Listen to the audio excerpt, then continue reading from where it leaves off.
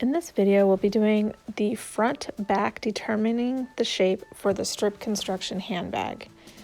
The first patterns that we're going to be dealing with is the master front back and the strip stay. You'll see that they are the exact same size.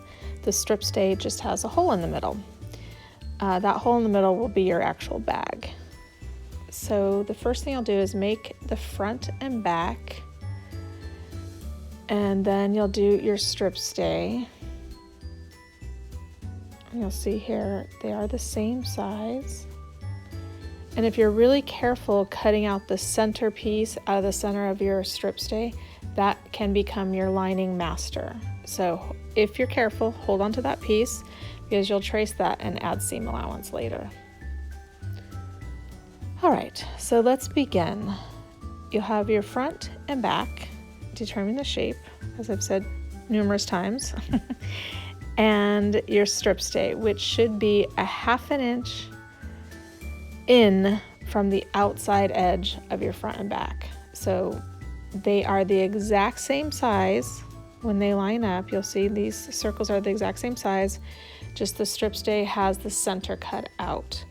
And your strip stay, the minimum your strip stay should be is a 1/2 inch. You want to make sure that you notch your strip stay at center top and center bottom. So you'll see I did center top, center bottom right here. And then you also want to notch where your zipper is going to go. So I just divided this in half. So my zipper is right there in half, which makes it very easy because then I only have to walk my pattern one time because it will be the same size for top and bottom gussets.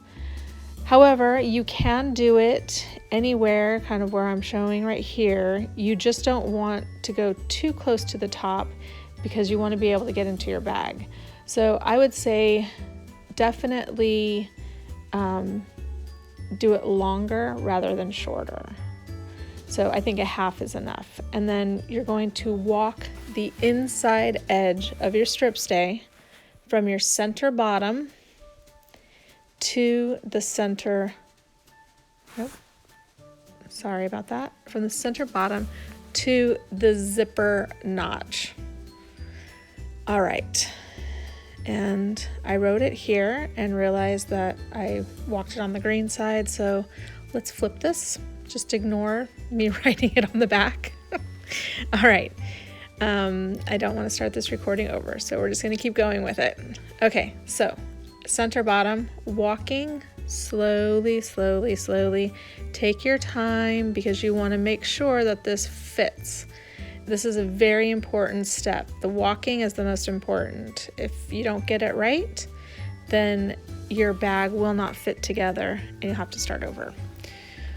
So walk and then you'll pin when you get to that notch. So right there, what I just walked is 1/4 of my bag from center bottom to the zipper notch. On my bag, it happens to be right halfway.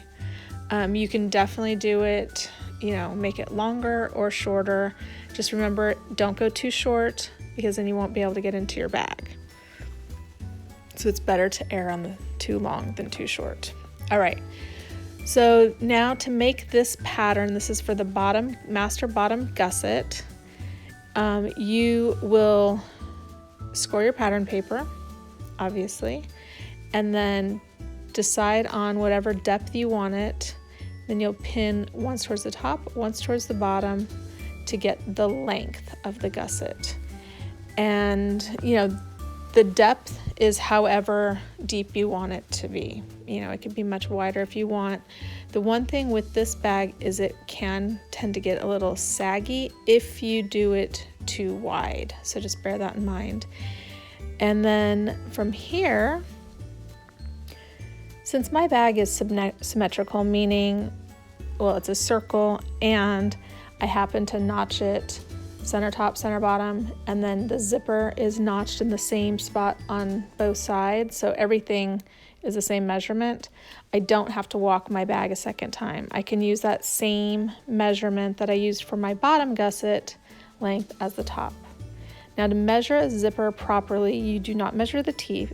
Flip it over, you're going to measure the widest point on the zipper pull. So this one here measures 1/2 inch. So I want to add 1/8 inch to each side, making my zipper measurement 3/4 inch wide.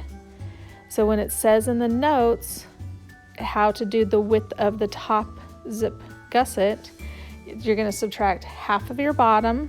So if your bottom is 3 inches wide, your top zip would be 1.5 inches.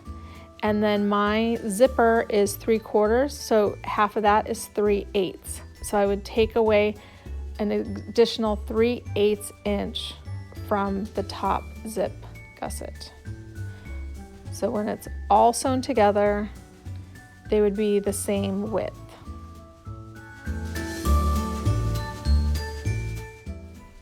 All right, now that you made all of your master patterns, you can go ahead and cut out, just out of paper is fine, cut everything out and you can start making your paper mock-up.